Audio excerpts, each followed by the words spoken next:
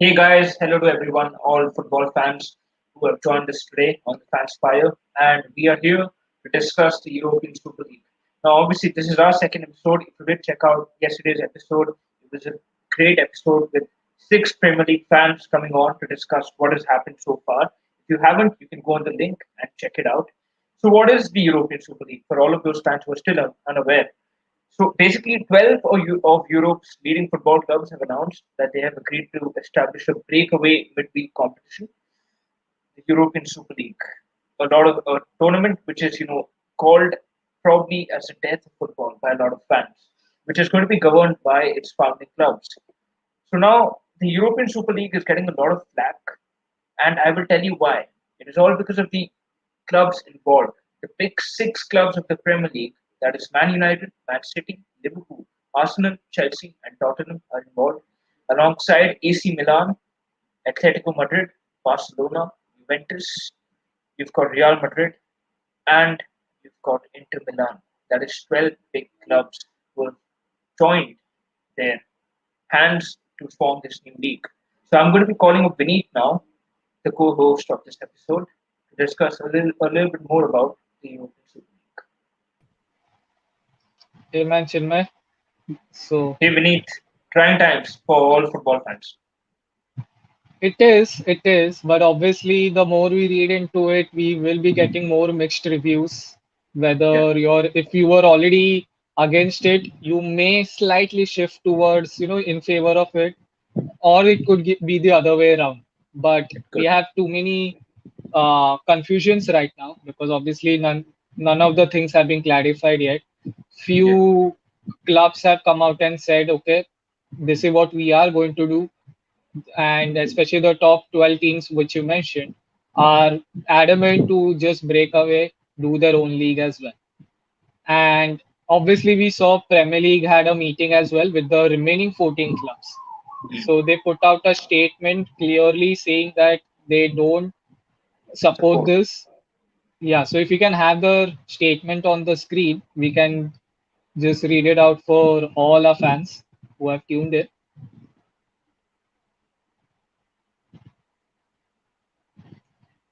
Yes. So if you just see that the Premier League along with the FA met with the clubs today to discuss the immediate implication of the Super League proposal. And obviously the remaining 14 clubs are barring the top six clubs vigorously rejected the plans for the competition. And this is the official Premier League statement by the which I'm just reading out.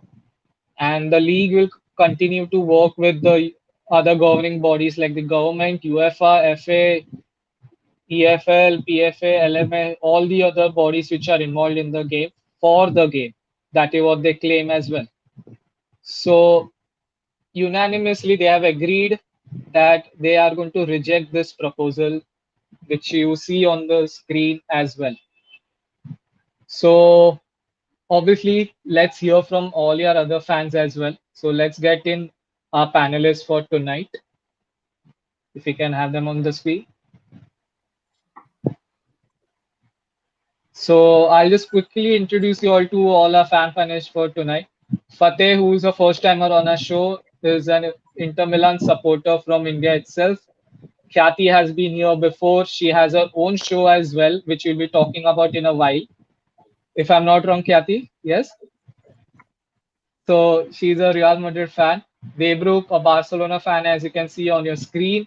And Soradeep, a Manchester United fan, who missed out coming yesterday but had too many views, so we had to get him on.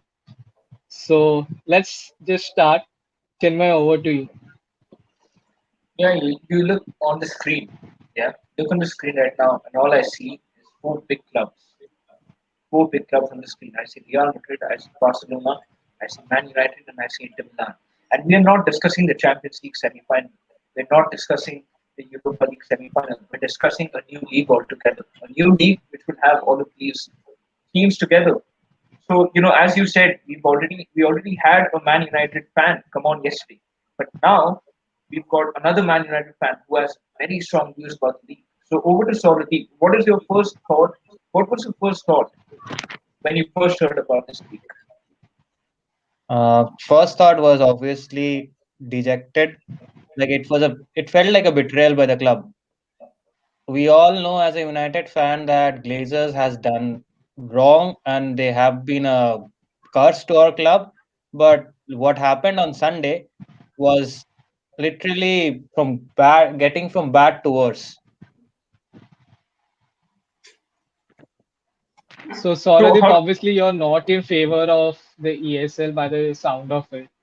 But are you slightly inclined to shift towards favoring the ESL because few things became clearer today that obviously it's all for the money, which we already knew, but it is going to benefit the clubs involved, which obviously your club is also involved in. So don't you think the finances which they are going to receive, like you see the winners of the Super League may get around 500 million.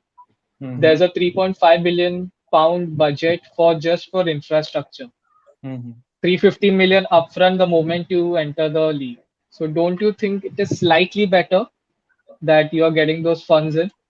Uh, the first thing first, like I'm not completely against ESL, but what I am against is that the clubs, what like we know how the structure of ESL has been formed.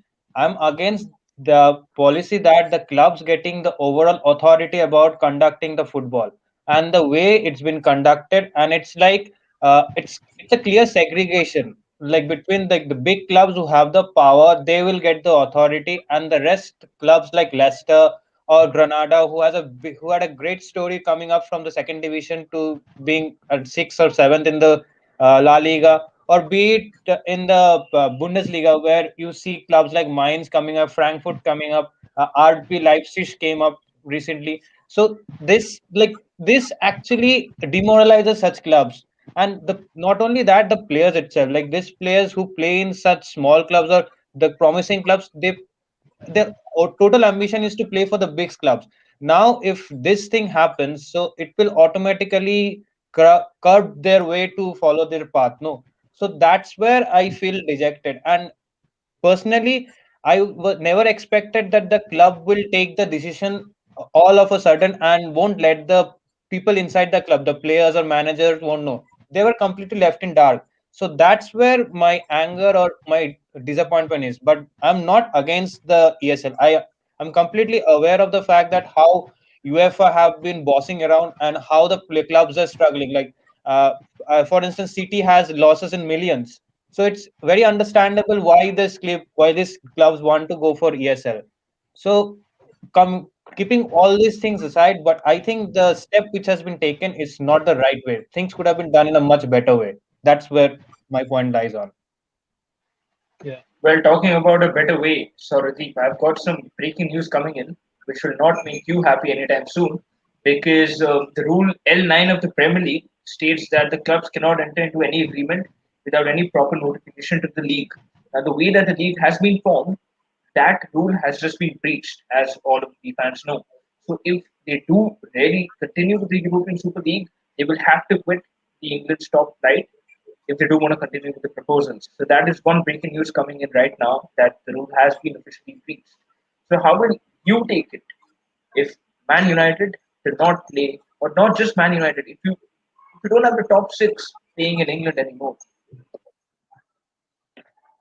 It for me the thing is like even if Man United is playing, I'm watching the game for sure. But for instance, in Champions League, Chelsea was playing against Porto. I was not watching but I was keeping on checking the score.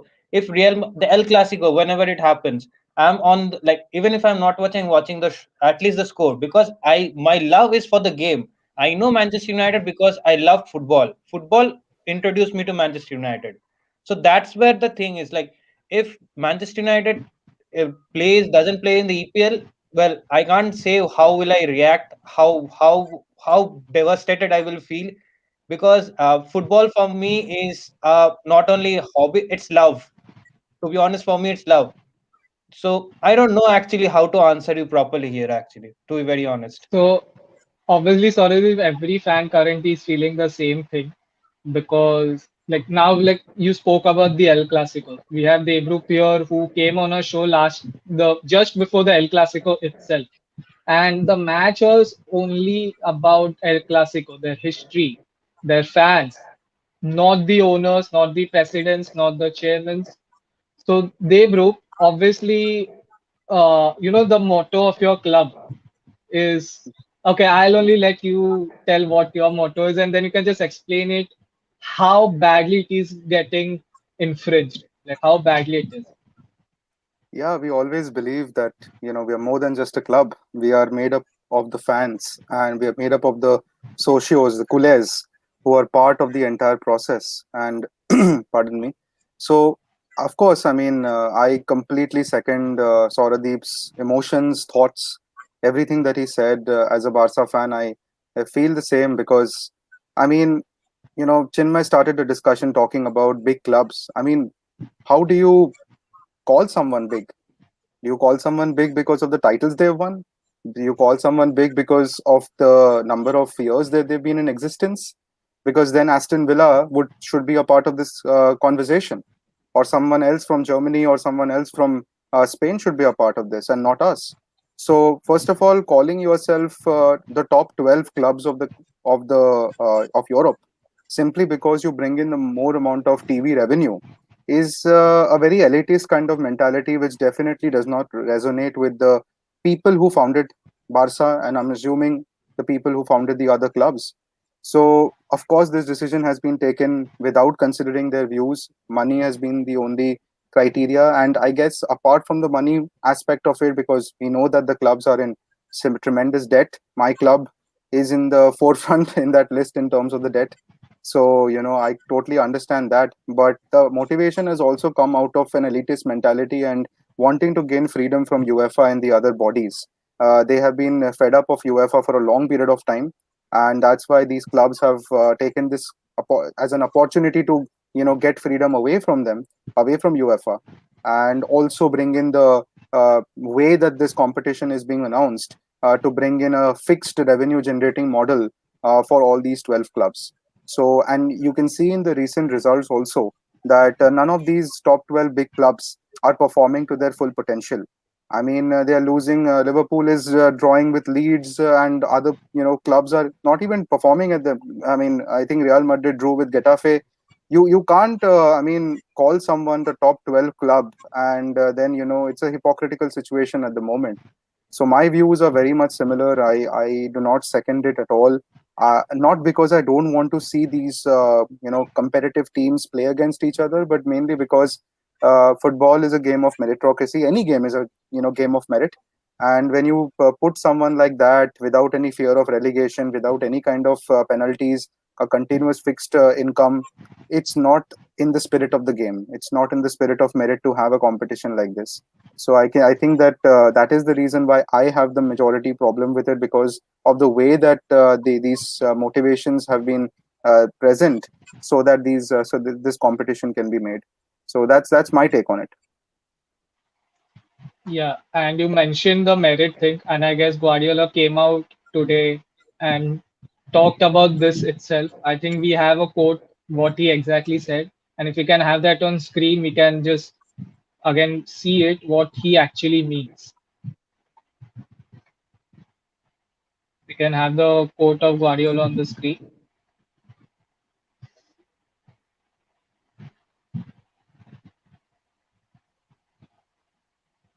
Okay, so I think we I think cannot. Okay, we yeah. already do. Okay, we do. So as you all can see, he said that it is not a sport when success is guaranteed or it doesn't matter when you lose. So Chinmay, just explain what it means. Just Well, explain it. Pep Guardiola has stood up to the European Super League. That is the exact meaning of what that quote is. Today, I've seen a lot of Premier League managers go up against the European Super League, but majority of them are actually, apart from Pep Guardiola, all of them have been of the other 14 clubs. Now you have Pep Guardiola, a man who's won a lot of trophies, of course, but now and he is, at the end of the day, manager of Man City, a club we all associate with a lot of money. And he has come out and quite publicly said that he does not support the European Super League. And he has said that, but of course, he is right. There is no fun in the sport. If you don't lose, there has to be some repercussion, right? And talking about winning and losing, I would want to bring the focus to Fateh because he would, you know, 10 years since 11 years since probably Inter Milan last won their Serie A, they were looking forward to winning the Serie A again. And of course, well, they might go on to win it 9 points ahead of the second place. But how does this news come in for you? Look, initially, like all fans, I was a bit outraged. But I look at the Super League as natural progression or natural evolution of the sport. The European Cup is born of the Mitropa Cup. The Mitropa Cup was this brainchild of this guy, this Austrian guy called Hugo Meisel. He believed that football shouldn't just be confined within nation states, within nation borders, and all the nations through which the Danube River passed, they should all come together and have a continental tournament. Now, you actually had a quote by the FA. So, initially the Mitropa Cup started. Then in the 50s, this tournament became the European Cup, and the FA they boycotted the European Cup. The English didn't partake in the earlier versions of the European Cup. Real Madrid were the dominant force, but in the 60s, the English clubs started playing in it. And then you mentioned Aston Villa, Aston Villa, Nottingham Forest, Celtic, Manchester United, Busby's Babes. They all won the Champions League. English clubs started dominating the European Cup. And in the 90s, there's this first super club born by Silvio Berlusconi, AC Milan. And if you look at what Berlusconi says in the 90s, he was already calling for a reform of the Champions League, of the European League. He wanted a European Super Cup even at that stage.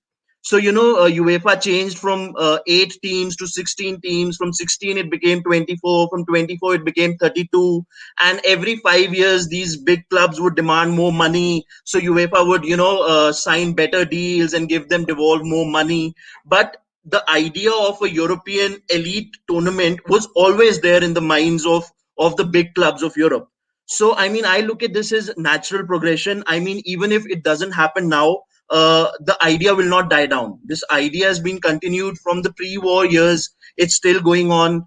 Um it's about money. It's definitely a power play, a power struggle. But at the end of the day, I think, I read some stats that Barcelona had $1 billion of debt. Real Madrid had 800 millions of debt. The coronavirus pandemic has made things harder. So how do you legislate for all of that? I mean, this tournament has to be uh, coming along. I mean, more clubs want more money, and without money, I think, it's not possible for a Real Madrid to pay the wages, to build new stadiums, to have that global reach. So, I mean, I look at this as natural progression. I mean, I get it that fans of the smaller clubs are outraged, but I think we need to have some sort of, middle ground with them where some of them can take part, qualify for this. But I mean, we do need the kind of money that JP Morgan and Morgan Stanley and everybody's talking about. I mean, why not? So Fateh beautifully explained, but so obviously what you mentioned that it had been coming. Obviously, Wenger recently, I guess he's the man who recently said 10 years ago that there will come a stage where a new league will be demanded by these powerful clubs who will demand more money, who will demand more power itself. And obviously, UEFA and FIFA haven't helped along the way. The way they have been governing, the way they have sort of kept corrupted the whole organization and football, I don't think so. They have helped in any way. But what majority of the fans, and I guess even your Inter Milan fans would argue is now that so there is something for you to fight for, the title which you may win after 11 years, the title which you may win. Won't that just be sweeter compared to, okay, there won't be any relegation, there won't be anything. So don't you think So, that just removes the competition?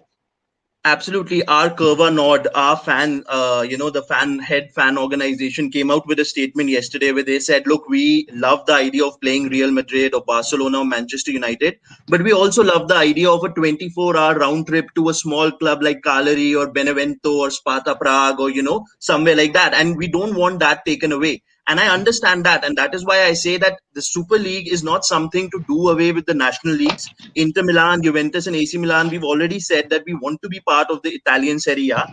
And instead of the Champions League, we want a tournament where we are guaranteed, or at least there is more money coming to us right now. The kind of money that UEFA gives to clubs for partaking in the Champions League is just not enough. I mean, Inter Milan doesn't have its own stadium. You know, we are a very prestigious club, but when you look at our value, we are behind the likes of Spurs, who've never won the Champions League, Arsenal, who's never won the Champions League, but we are somewhere 14th or 15th. We don't have the kind of revenue streams that the EPL clubs have. So that is why, for a club like Inter Milan, this sort of tournament with this sort of money is so important. We need to build a stadium, and we don't have the kind of money that the EPL clubs have. If I may Yeah, just chime in over here, can I? yeah, go ahead. Yeah, sure. So, for the interesting point, and I love the way that you talked about the evolution of the European Cup. I, in fact, myself came across the Mitropa Cup recently. I didn't know about its history, so wonderfully explained that as well. But I have to disagree with you on the concept of the necessity of such a league being there to generate money. Because if money is the only factor through which this league is to be formed, then definitely these top 12 clubs, and again I'm saying top 12 with inverted quotes because I don't know what the definition of top is anymore. So anyway, so I mean, they can definitely find out other streams of generating revenue. For example, why not have a similar ICC Champions Trophy kind of a situation which happens in the US, again for the cause of generating money, in the system of ecosystem of Europe in the summers. You're not having Euros every year, you're not having FIFA World Cup every year. You can probably have some kind of an arrangement between these 12 clubs through which these other matches could be played.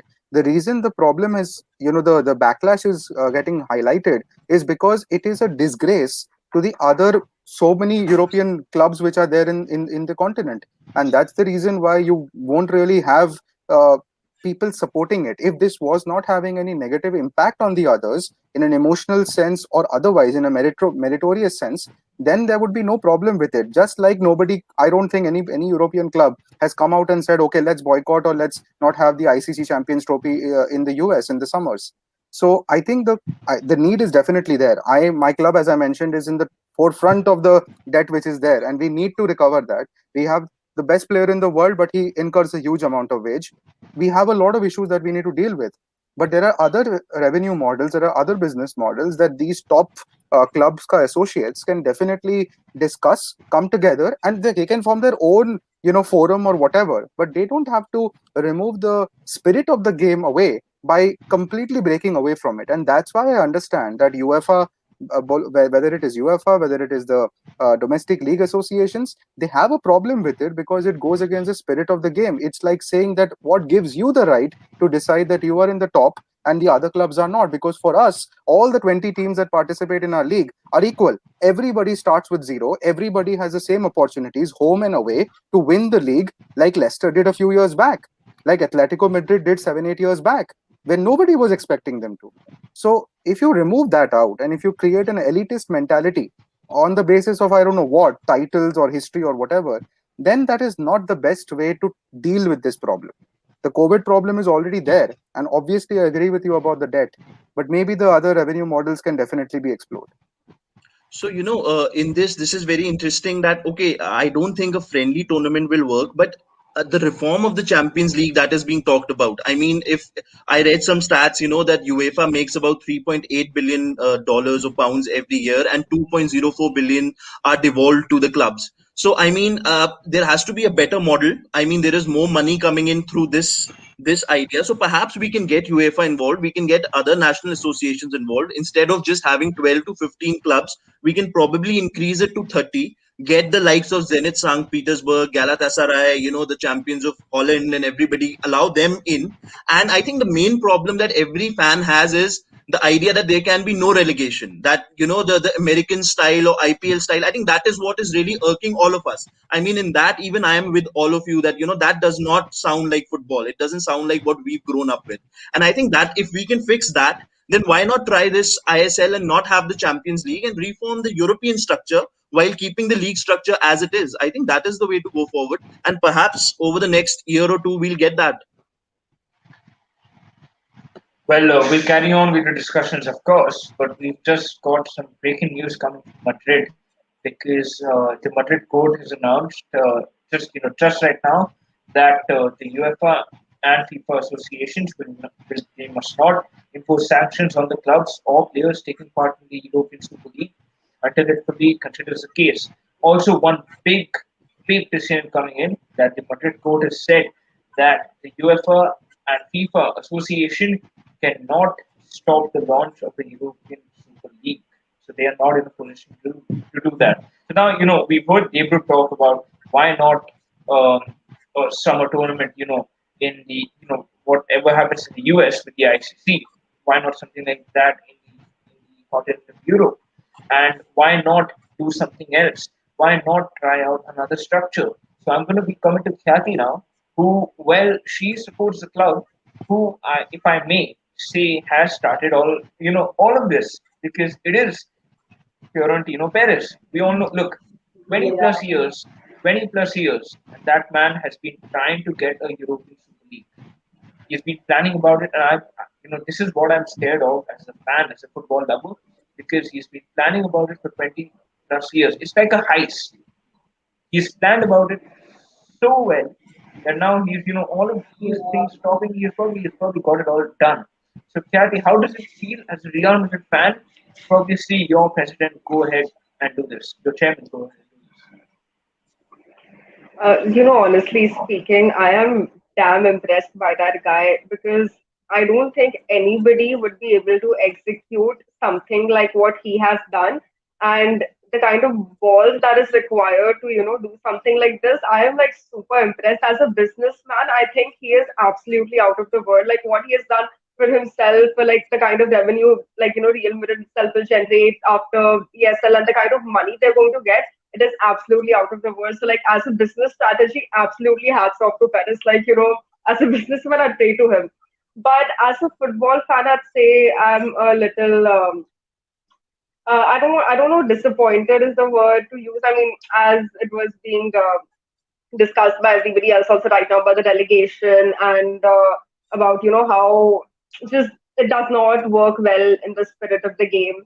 And but I mean, I don't know. See, the only issue I had was ESL had a clash with UEFA and FIFA, and I think if these three work their problems out, and I think if we can go, I just don't want these clubs to get what do you say, suspended or out of the domestic leagues, because then it's like how much it's like we obviously do enjoy watching the big games and everything, and because it's once in a while, and it's like you have to earn it, and it's like everybody is obviously glued to the whenever we were big Champions League game, everybody is glued to the TV, and like any big game we have maximum viewers, maximum this thing, but it's like that is the only it only has that much depth and that much fun because these clubs have earned it, because you reach that this thing. So now it's just like the only issue I had was with this relegation, that it's like they have their own God given right to be there, and they can't be thrown out of it, or winning or losing does not matter. It's just that does not go well in the spirit of the game. So that was the only issue. But as you all mentioned before, if there are some reforms made in the ESL in the coming years, I think it's going to be very interesting, and I know everybody is going to love watching it, enjoy watching it, because who wouldn't want to watch these big clubs play against each other every week? And but only if there are some more reforms made, and UEFA and FIFA, work their differences and work their problems out, and like we can also play in the leagues and also do this. So I think that should be a fun and interesting evolution of football. But yeah, I mean, I think that's about it. Kathy, you So, mentioned about who wouldn't want to see these teams play each other day in day out. I wouldn't, because the reason I feel that these clubs are the reason I enjoy these big competitions in the Champions League quarterfinals, round of 16, semi-finals, is because I don't get to see that happen every day.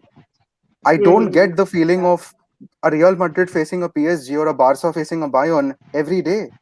And I want that excitement as a fan. I want the, as you correctly mentioned, the hard earned path Hmm. to face these giant opponents. If I see them day in and day out, what is the difference between a Leicester West Ham game and a Barca Bayern Munich game? There's no Yeah, difference. true. Okay, no, yes, So yes, so no, Uh, we I wouldn't agree want with to that. see just them That's play every day. just to add to so Devlup's yeah, point, but I just have one point. Like, whenever the Champions League draw comes out, there is an excitement. Like whom We we all are tune in. We drawing. do tune in for it. Even Yeah, if it's for the 30 minutes, we always tune in to see who our team Yeah. draws against, regardless of who the opponent is. yeah. Hmm. Yeah, So and there is excitement in Yeah. that draw. You don't know who is going to face whom. exactly. Exactly.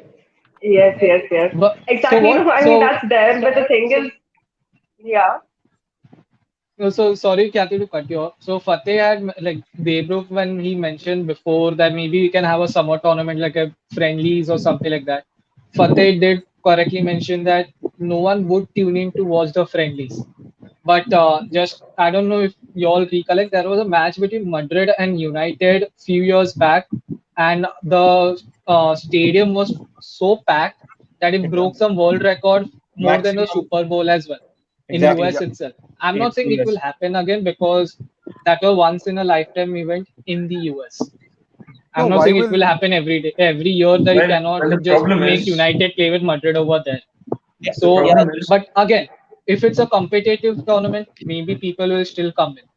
That is a possibility. no, the difference between that competition is that it's a preseason, it's a friendly tour, so people may not play their best 11. But if it's a ESL happening in Europe, where people don't have to travel from much far away, why will the teams not play Messi in their squad or a Ronaldo in their squad? And when that happens, people are going to come Exactly. to So play, if it is watch. not a friendly, but something in conjunction with, say, the Premier League as well as UEFA Champions League, if suppose they somehow find a way out where UCL and ESL coexist, maybe we can have those yeah, summer tournaments. Yeah, but they are the So, so, official ones with these so teams.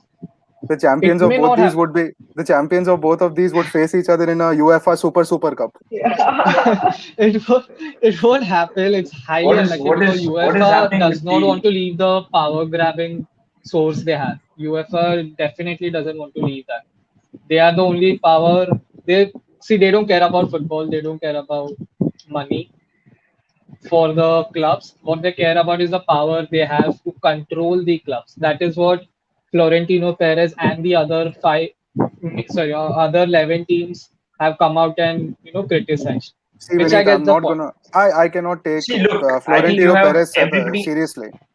He's saying Everybody that has to. 16 to 24-year-old football fans are not going to watch a 90-minute football game. That I is mean, uh, absolutely wrong I because mean, who's going to make a comment like that? the injury the time most the scores most are the best. We the most sort of powerful wait for the injury time. chairman in football. The most powerful chairman in football, as we know, is Perez. Okay, number one. Number two, look, I have to agree with what Kathy said in her first point. You have to admire the guts of Perez because whatever said and done, he is probably the only man yeah, who could initiate something against UEFA and FIFA and actually have everyone in the world talk about it. Okay, you haven't look. I'm not going to side with the ESL. I do want the ESL to happen if there are reforms. If if everything is done in yeah, structure, it is a tournament we all want to see. But because you have a look at UEFA and FIFA, okay, all of those associations now they're coming out and they're saying that they want fans to speak up. Do you really think they care about the fans, UEFA and FIFA? They have double standards. They don't care about the fans. And the only reason they are opposing this tournament is because they are now getting money out of this tournament. That is the only reason UEFA and FIFA is opposing this tournament. Okay? Because you Guys, see, so Chinmay, to add what you said, if yeah. after the Leeds match last night, the same question was asked to Patrick Bamford. His reply was, "Why is there so much overhearing on this topic, whereas we have problems like racism and everything? The only reason everyone is just getting out of their minds is because it is affecting few pockets. It is going to affect few pockets, and that is why UEFA, FIFA are just running behind ESL not to do this. Which is I get it because obviously we have so many problems already existing, and UEFA has not done a single thing to avoid that. So Completely agreed on the double standards. UEFA doesn't have that, but at the same time, if the clubs of Europe and of the world have to, compete against each other in a competitive environment, you need to have one governing body that you listen to. It could be UEFA, it yeah, could be FIFA, it could be anything else. But if you give the power directly from them, from a governing body who looks after n number of clubs, to the hands of a few clubs, then that is a far more disastrous outcome than giving it to the hands of UEFA or FIFA. And True. that is why the Reforms have problem to is be made. Yeah, Reforms have to be made. So You you know, just maybe. said about the competitiveness, and we have a question based on that itself. So this is applied to all the leagues. So I'm going to ask each one of you all one by one. Can domestic league become non-competitive due to the ESL? Fateh, you go first. According to the Serie A. Absolutely. If there is no chance for any other club to qualify through the league to this ESL, then obviously, the league will suffer. And as it is the Italian Serie A, we've fallen from the great days of the 90s through Calciopoli. If you look at us now, most clubs don't own their own stadiums. There's a massive problem with fans and, the infrastructure.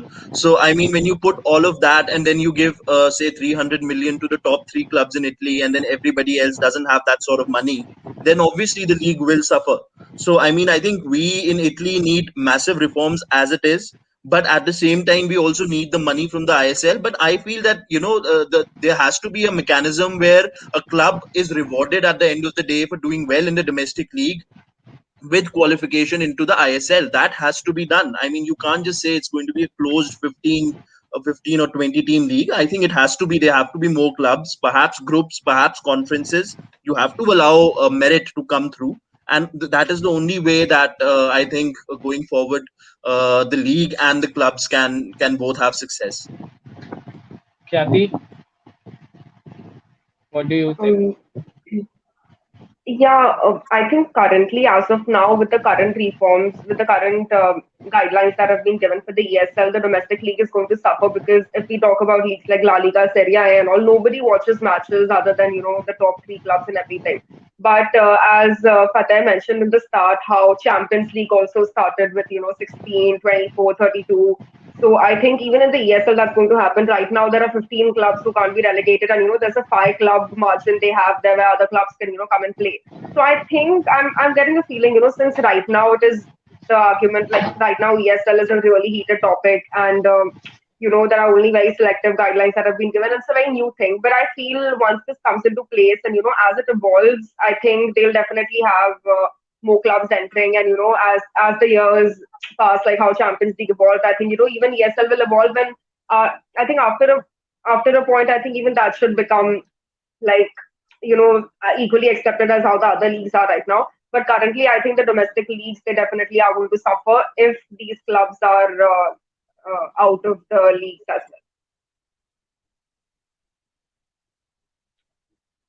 well. Sorry. So we have obviously 2-4 where the domestic leagues are going to suffer. Fateh and Kathy agree on that. Let me put a different perspective. Assuming they stay in the league, is it still going to affect the domestic league? If these 15 clubs stay, or the 20 clubs who will participate in the future stay in the domestic league, will it affect the domestic league at all? Debro, if you want to answer that. I think the performance of the big teams would actually suffer because they would have to manage a very hectic schedule to balance multiple competitions.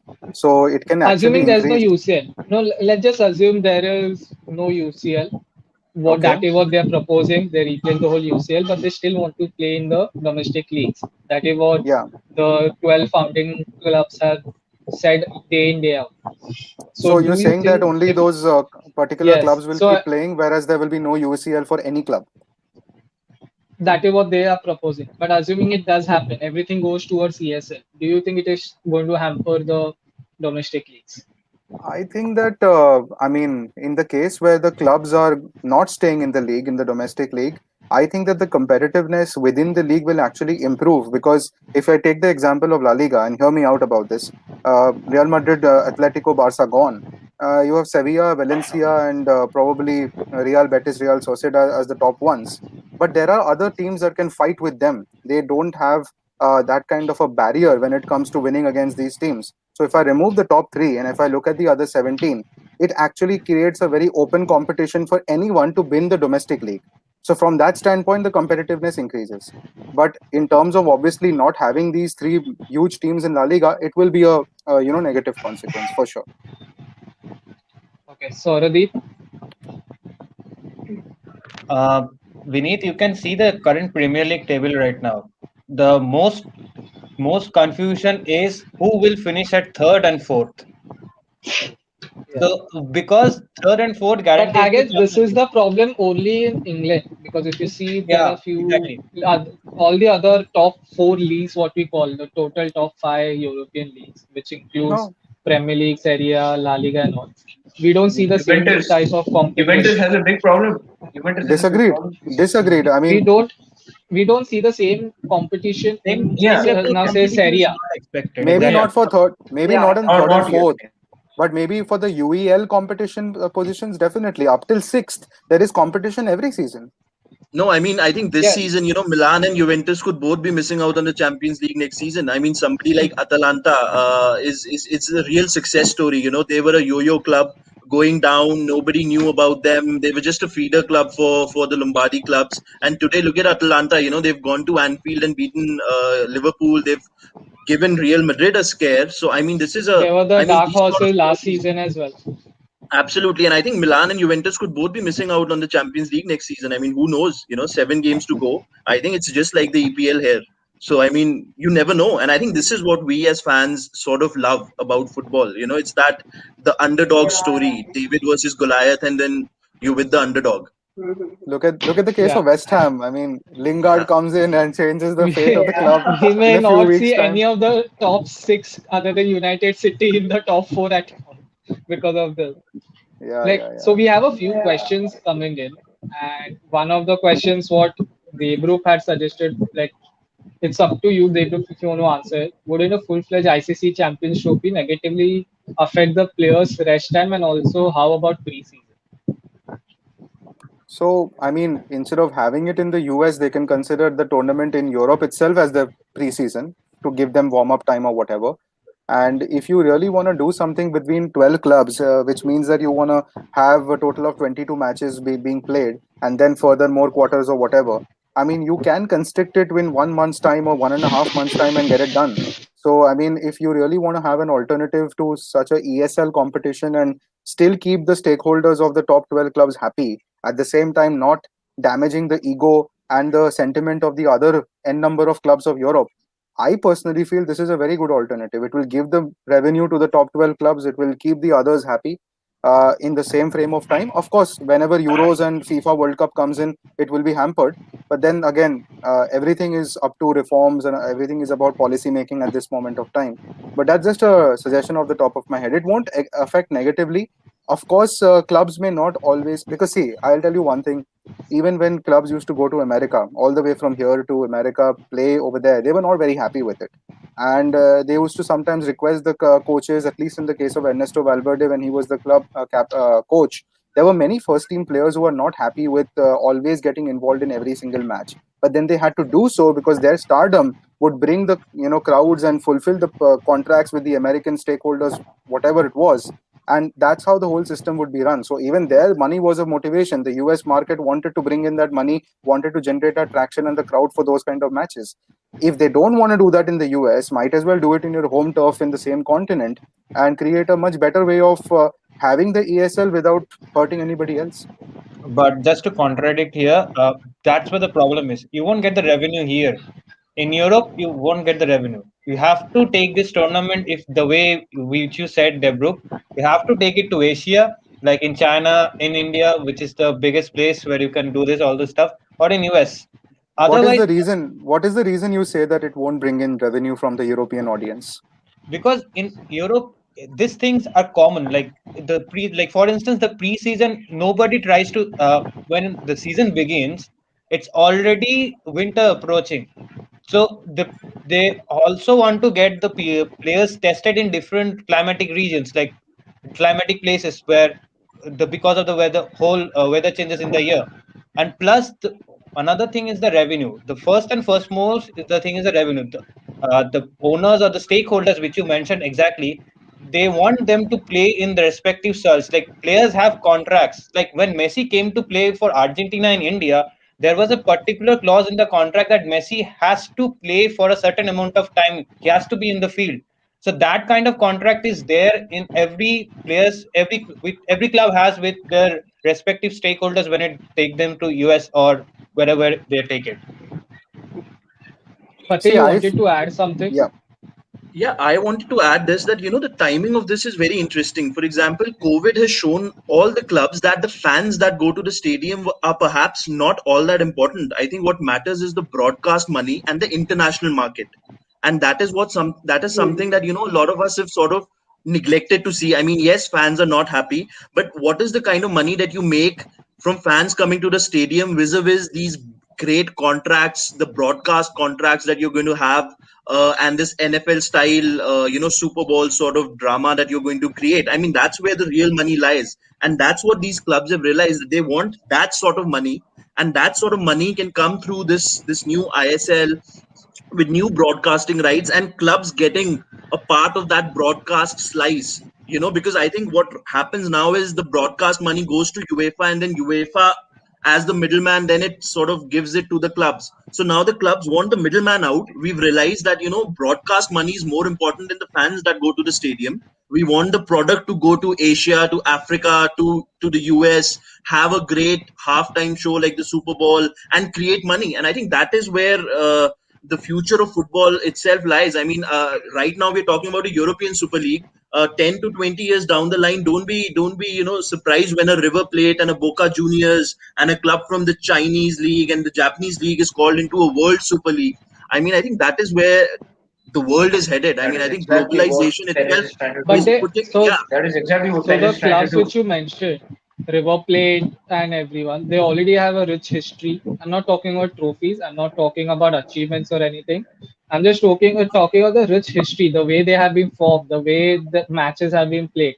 Everyone knows which club River Plate is. Everyone knows which club Boca Juniors is. But everyone may not know a few clubs. And the issue, what you said, yes, it has the money, the broadcasting revenue will be the biggest game changer. But the problem is going to be that the money they are going to generate is going to stay in the hands of only those few founding clubs. Isn't that the main problem what Yeah. fans and the other clubs are having as well? They are talking about all the development, pyramid development, and etc. But proposal does not say how, and that is the problem. Every fan, especially the small teams, I'm not going to call them small teams because currently we don't see any small teams. Who knows when we may just come up with another Yeah. surprise, but the so-called small teams are going to suffer because of that. So won't that be unfair to them? Because they'll again lose the revenue on broadcasting because many people may not watch them. You don't see Burnley and West Ham matches every day. But if West Ham is playing United, you obviously watch. You see West Ham playing Chelsea, you will watch. Or you say Inter, both the Milan derby, regardless of the form they are in, you will tune in for the Milan derby. But if both the Milan clubs are out, many people may not watch maybe Benevento versus any other club like Atlanta. So that is Mm-hmm. going to hamper the whole system of football. That is the main problem I Yeah, guess every person has. So, well, we've got a this is few what I was fans. talking about when I meant. Kyati, continue, I'm continue. sorry. Yeah, no, no. I was just saying this is what I was talking about when I meant the domestic leagues might get affected because their viewership and audience might decrease like massively, like more than 50, 60%. Like, okay, the competition might increase, but there aren't going to be many people watching it because the big clubs are out of it. Like, that's, yeah. I mean, that may the only way we can define big clubs, the viewership maybe, or the fan following, or the brand name as we call it. Everyone knows who United is. Everyone knows who Inter Milan is. Everyone knows who Barcelona is. But we may not know the other clubs. And UEFA has been trying to promote that because now if you see the 32 to 36 teams have come in now, which they are trying to implement as soon as possible. Obviously, it got pushed earlier because of the whole ESL saga, but maybe it could benefit as well. So let's see about how it unfolds because currently I don't think so anyone is right, anyone is wrong because Guys, there are two guys, parties which are very bad. There's tell it. me one thing. Do you think everybody in the world knows who Manchester City is? Who Tottenham is? You mentioned a point about everybody knowing Barcelona, about everybody knowing United. I specifically took only these Yeah, names exactly. Because because because you know at the and bottom of your heart that probably only these 4 5 clubs of Europe are known to every freaking Money person on the talks. planet. Money I talks. know money talks. I know money talks, and I know that the entire motivation behind it So is speaking because they about want to survive. United, I Sauradeep will also agree with this. So Prigyanshu Mondal, so he as an 18-year-old fan stayed up till 4 a.m. to watch his club play, and I'm not the only one, or he's not the only one who does that. And what Devrup also mentioned. So I don't think so. Perez was correct in any way to make a comment that 90 minutes is boring, and just make it like a basketball game where quarters are being played. So let's see. And before we move on to any other discussion, if we have any more questions, we can just put them on. So we have Have you guys seen what Zlatan told in the afternoon today? Exactly, exactly. I just want to point that Super out League. because Zlatan, look, well, we've got three clubs here, who Zlatan has represented. So he's a big name between you three, of course. So Zlatan, of course, in his inspired speech, he said that, I can go back to Malmo, Ronaldo can go back to Sporting, and Messi can go back to River Plate, and we can play. I don't think exactly, we Messi got has. those players from those clubs. We have to remember that.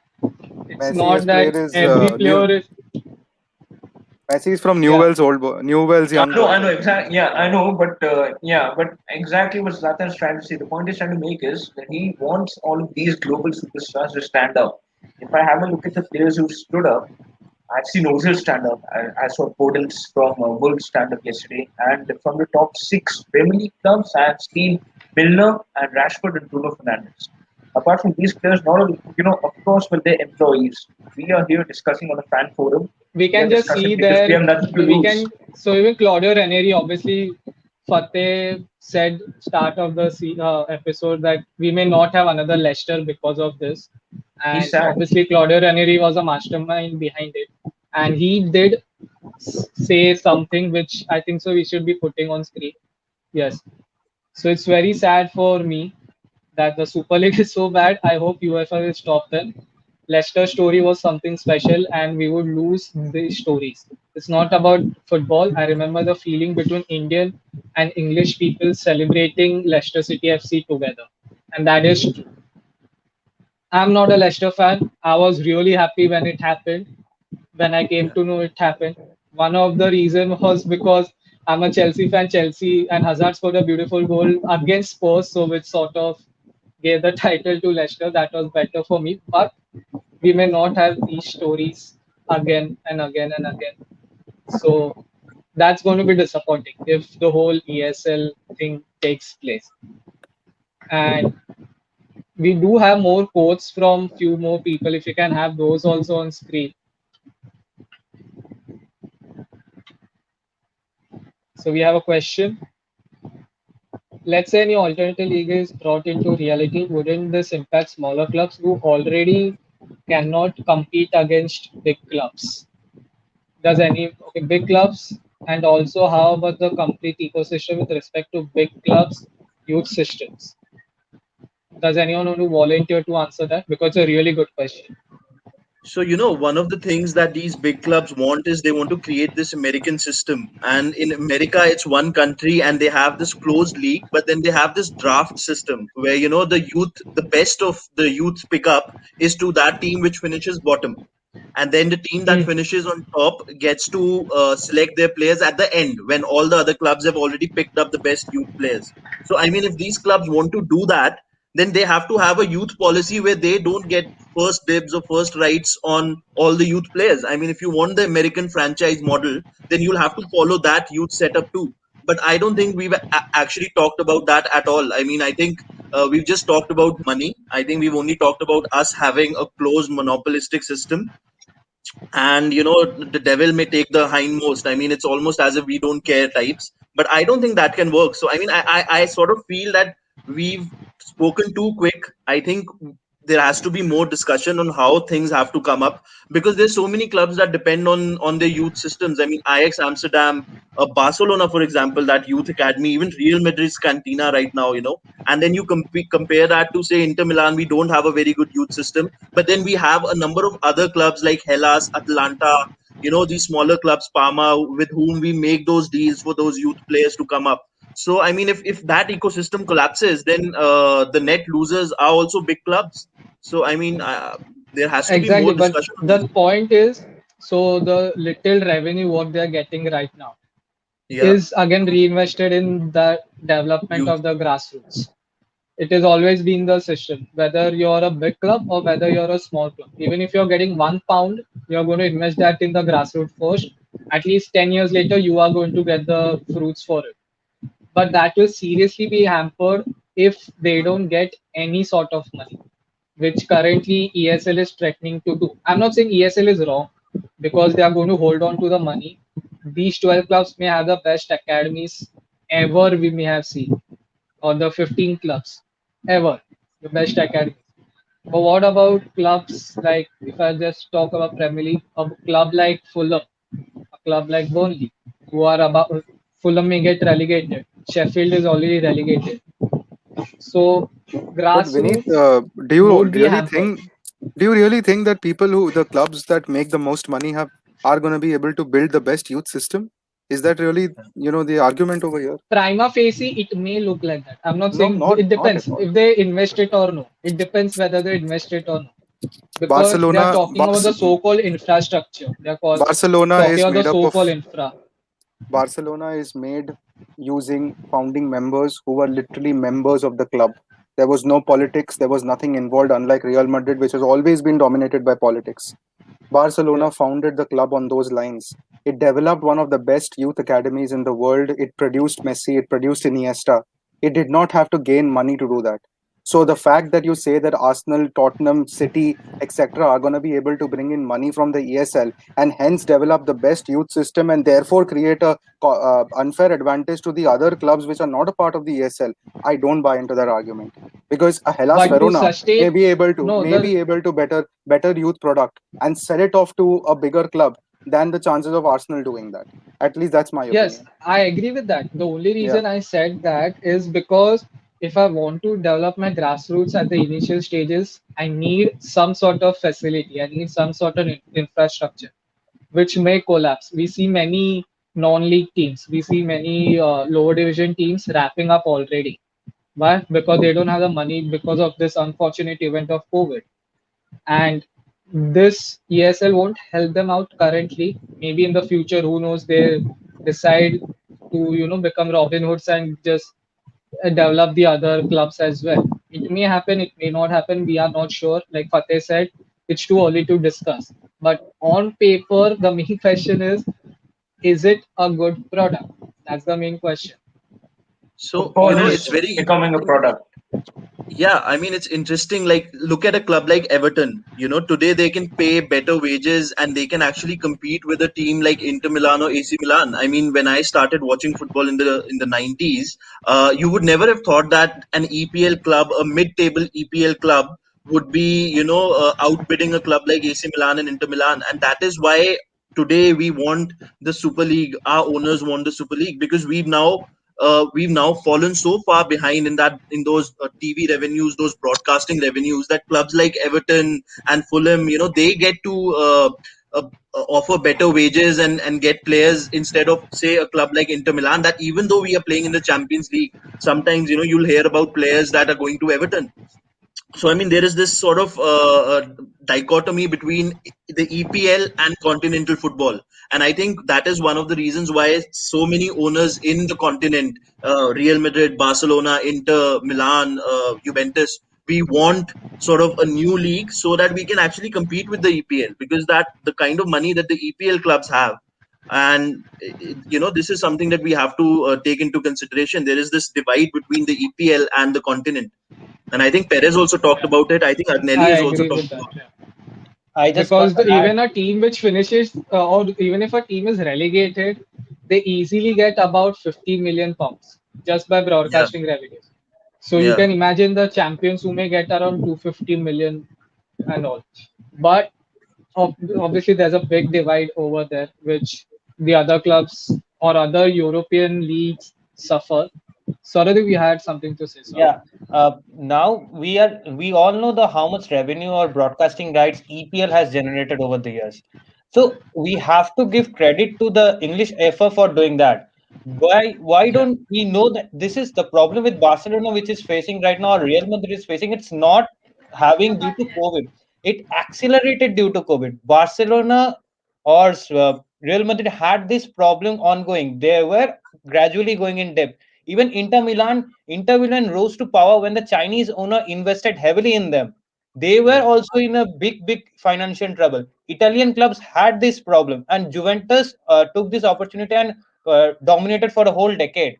So this also brings into the question about the respective countries' EFA and also the UEFA, because this like it's like the divide. It's a big divide between the between the countries of standards of football management. So why didn't UEFA took the initiative of developing them or giving the more like supporting them with the revenues or with infrastructure or doing whatever different, like why did the football brains didn't act together to make the balance so that there is so that this situation doesn't occur.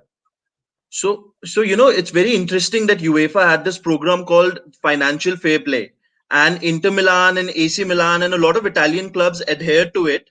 But you look at somebody like PSG and Man City. I mean, they spent as much as they wanted. They didn't adhere to the FFP, and that is something that today an Inter Milan fan, when we criticize UEFA, that is what we say, that FFP itself created a status quo in favor of these very rich clubs like PSG and Man City, who came up, who did not adhere to the rules of UEFA. But a club And like even Inter the Milan fines were continued. minuscule.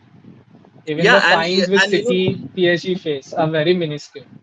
absolutely, and AC Milan had to miss out one season from the UEFA Cup, so they were given a choice. You'll not play in Europe, or you can pay a fine. So they said, fine, we'll not play in the Europa League. I mean, this is what UEFA did. So I mean, they created a system where today super clubs like City and PSG have all the money. They have no prohibitions, whereas clubs like Inter Milan, we went through 10 years where we could not spend, we had no money, UEFA made things worse for us. So today, when you talk to Inter fans, and you ask us to sort of sympathize with UEFA, we probably don't. So I think that's I don't another think so. interesting point. And Yeah. regardless whether you're a City fan or an Inter fan, I don't think so. Anyone currently sympathizes with UEFA. So, okay, we have another question. What does this mean for the future of Kylian Mbappe and Neymar?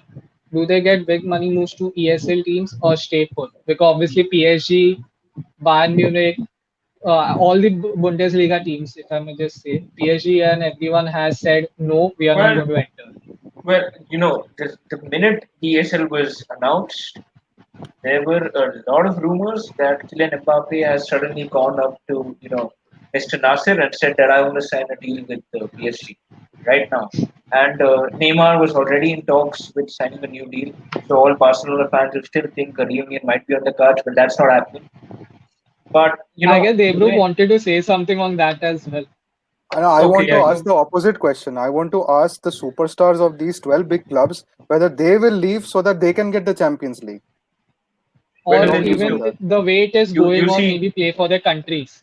Play for their countries, the way it is Yeah, going right now. I mean the way it is going, if they lose the opportunity to take part in the Euros, in the World Cup, in the UCL, which is still the elite competition of Europe, maybe the opposite transition can happen. Just like how Chinmay said, Mbappe stays put, whereas the others from the top 12 they come into the UCL format again by joining Bayern, by joining Dortmund. Who knows? By joining West Ham, you can see actually Messi compete in a cold, wet night on Stoke. So you don't know what's going to happen. So I mean, I think the opposite question can also be asked. even at a time Sorry, when such a thing was being discussed, we did see Mr. Perez bombarded with two questions: Is Cristiano Ronaldo coming back to Real Madrid, and is Kylian Mbappe going to be joining him? And he had two answers, two simple answers. He said Cristiano coming back to us does not make sense, and he said Kylian Mbappe is a very good player, but I haven't ever talked to him. So that's one decision I haven't made. But You you look, you trust that man? I You don't really trust exactly that man? exactly what I'm Digi, I trying to think say. talk so. to Look, That at the question end we of the should ask day, Kathy. We should ask Kathy Debro. that question. But Debroop, did he talk to Figo before that move? Hey man, I don't know anything about You, that. you, I didn't. you've touched a very, very I, sensitive I topic. yeah. And I think we can move on to the question for Kathy. I think more than Figo, it all started with Alfredo Di Stefano. It was like he came to Barcelona, he signed with Barcelona, but all of a sudden he's a Madrid player because of the politics what De Bruyne had mentioned. So I guess that hurts Barcelona fans more and angers them more.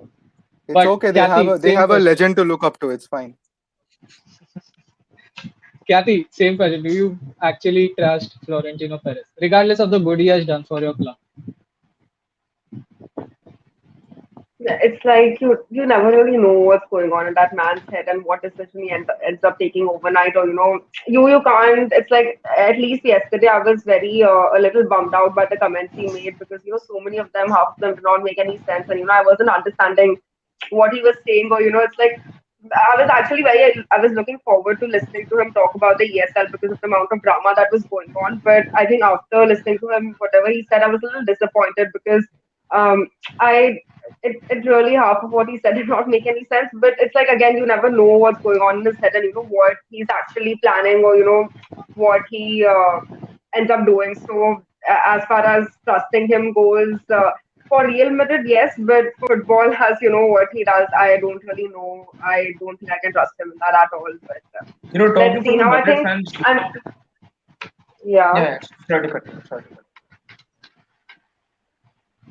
you were you. saying. So from a Madrid fan's perspective, answering Vinny's question, if I was a Madrid fan, I would never ever question Perez, because whatever that man has done, he's done for the good of Real Madrid. And we look, we all of us are witnesses to the fact that Real Madrid does succeed under that man.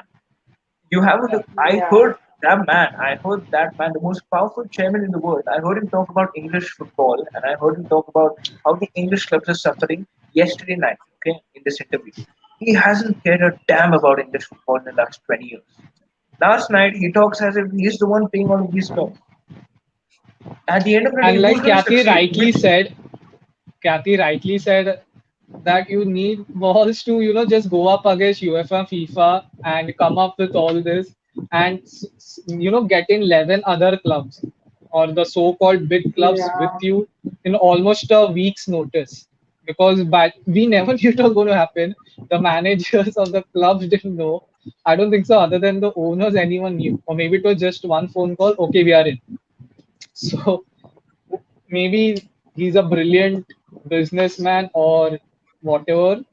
As a man, we cannot comment, Yeah. but But because whether he here Zidane there are did few. Zidane did comment about it. Zidane, he did comment that he will not comment. So today, when Zidane was asked about it, he did say that I cannot tell you my real feelings. I think that is the quote he has come out with. Because look, again, with Zidane, he's a player of the past, right? An old school player. So pretty sure, more like Klopp, I think he's one of those managers, manager come player who is against this idea, but again bound by being an employee of, and he has to bear the brunt of it because he is the employee of Fiorentino Yeah. Perez. And that is So the And we reason have, why the players can't also come ahead and say whatever they want yeah, to. I mean, some people may choose to just express themselves openly, but many Mhm. of them could be bound through some contracts that we don't know about, or whatever has been going on inside. But I'd just like to say that, I mean, yeah, maybe he's a brilliant businessman, but whether all of this is happening for the good of football, whether this is really an evolution of the European game, I seriously have my doubts, because when it happened for the first time, or for the second time rather, in the 90s, as Fateh clearly mentioned in the beginning, it did not harm or impact anybody else. It did not create any kind of unfair advantage of one club over the other. It just gave some clubs the opportunity to compete. People were called because of their positions in their domestic leagues. They had to earn for that, right? And weren't just given an invitation and handed off that, okay, you have a fixed income right now.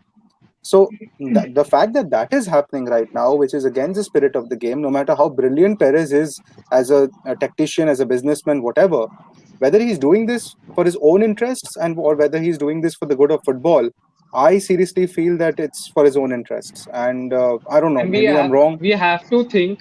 So the group, He obviously, you will definitely isn't agree. doing it for the good of football. Yeah, Yeah. I So I even a Real I mean, Madrid even fan is agreeing Sauradeep to will that. agree.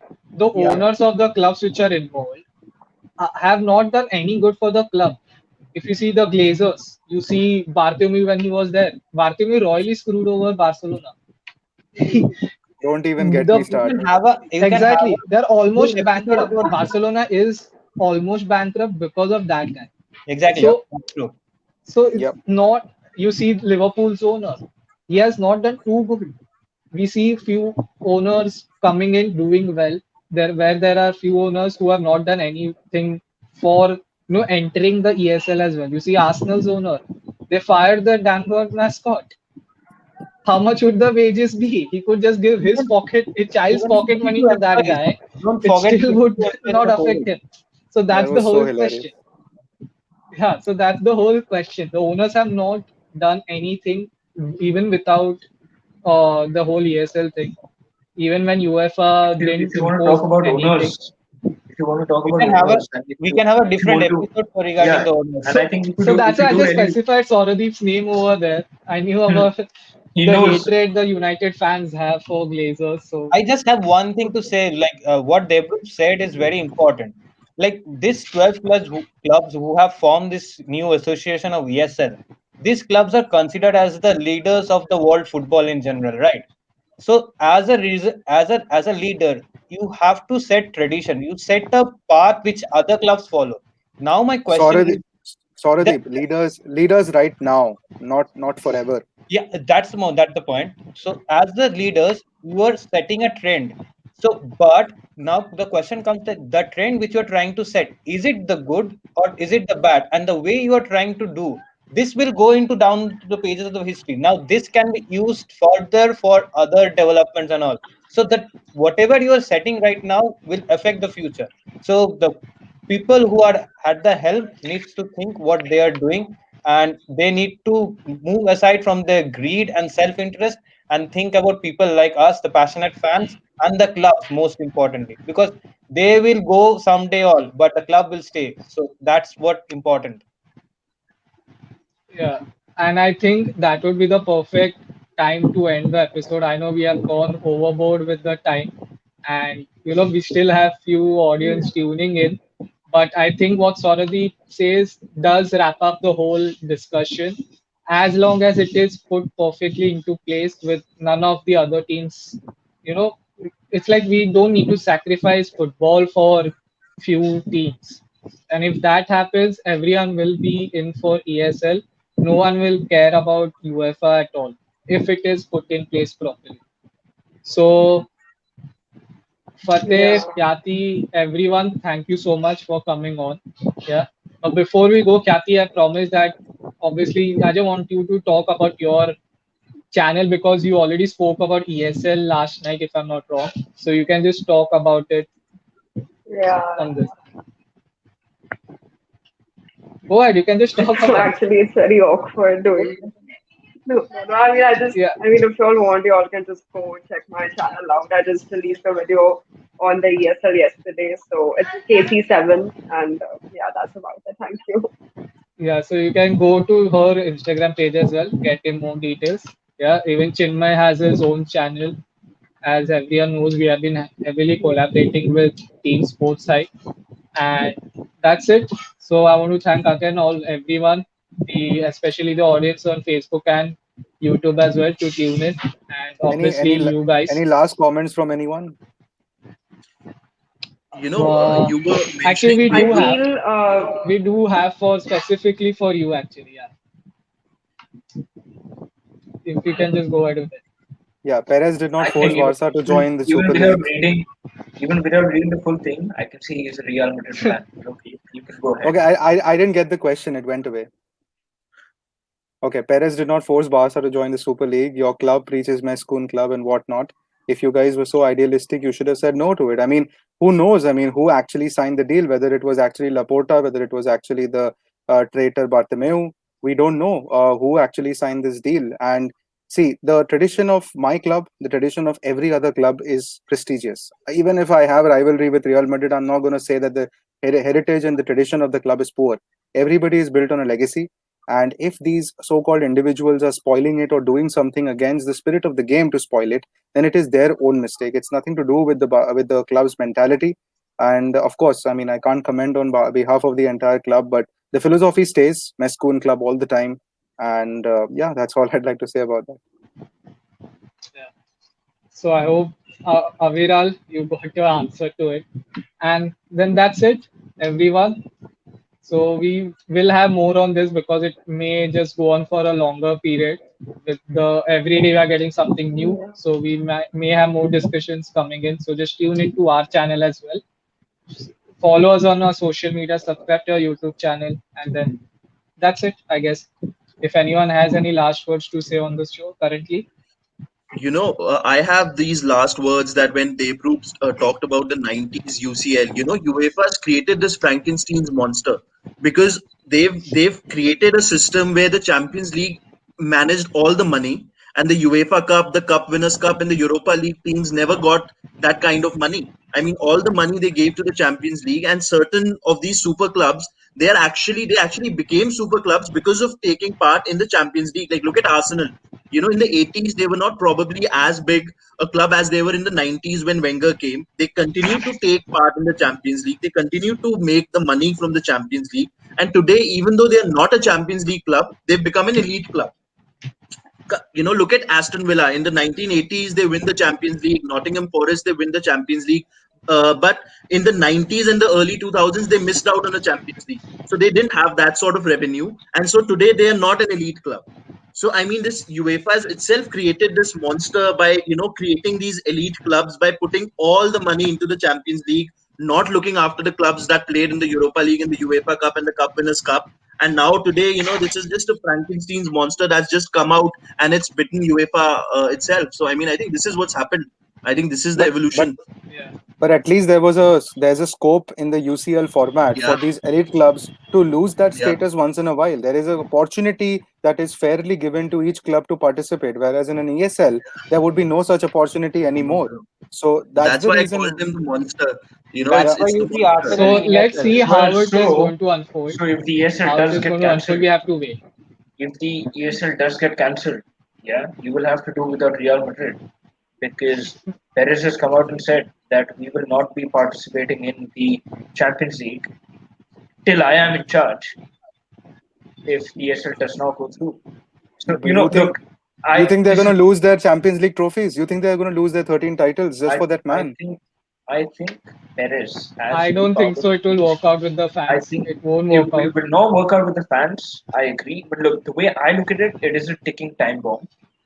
I feel that the ESL Yeah, will happen. It's either yeah, now, it's yeah, 5 years later, or it's 15 yeah, years later. Okay, and yeah, that's the truth. We have to agree to whatever's happening right now. We have to put up with it more than agree. We have to put up to it because there's this visionary called Arsene Wenger. We see a lot of memes on that guy. But in 2009, he widely did predict that there will be a Super League in about 10 years' time. Look at that man. He's probably sitting at his home laughing on his chair because he's out of the management right now. He's in a job, of course, related to football, but he's predicted it all the way around, right? We have to agree and we have to put up to this. Either we adapt to the situation. Look, if our clubs do go out of this situation, we will only get to see our clubs. If our clubs only end up playing the ESL, we will only get to see our clubs play 12 games a year. Are you seriously telling me after 1 year of probably hatred, after 2 years of hatred, are you telling me the third year you will not watch Barcelona or sorry, will not watch Man United play? Are you So really telling me Chinmay, that? that's Because the main thing. So Chinmay, that's the main thing. that is Obviously, the fans exactly are where going to Perez tune in. has. Fans are going to That tune is in. But exactly what how Perez it has is hit. going to unfold, we need time on that. We are going to need time. The whole Yeah. discussion, what we have done yesterday as well as tonight, was all about on paper what we are seeing currently. We can just hope that it turns out for the better because inside we may need the ESL. We want our clubs to earn money. So let's see how it goes. So I think now again we'll end our show here. Yeah. Okay. So everyone have a good night. Take care. Bye bye.